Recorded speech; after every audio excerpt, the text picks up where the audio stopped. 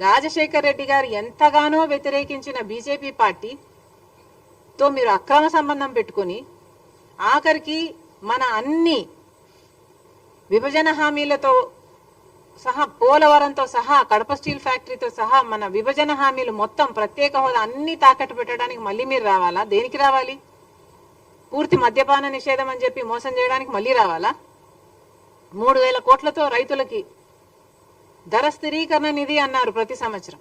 4,000 కోట్లతో పంట నష్టపరిహారానికి పక్కన పెడతాను ప్రతి సంవత్సరం అన్నారు. ఇలా ఎన్ని మాటలు చెప్పి మళ్ళీ మోసం చేయడానికి రావాలి? రాడు. జగన్మోహన్ రెడ్డి గారు ఇక అధికారంలోకి రాడు, వైసీపీకి అధికారంలోకి రాదు. ఎందుకంటే ఒకసారి ప్రజలు అవకాశం ఇచ్చి చూశారు.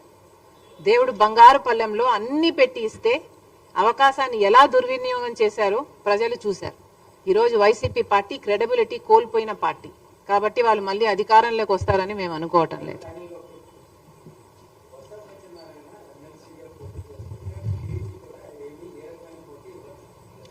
అవును, ఎందుకని అడగండి చంద్రబాబు గారిని. ఇంత గొప్ప విజయం తర్వాత చంద్రబాబు గారు ఏమన్నా ఐ డోంట్ నో. ఇంకో పక్కేమో వీళ్ళు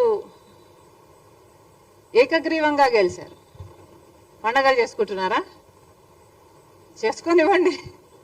151 నుంచి 140కి వచ్చారు. 11కి వచ్చారు.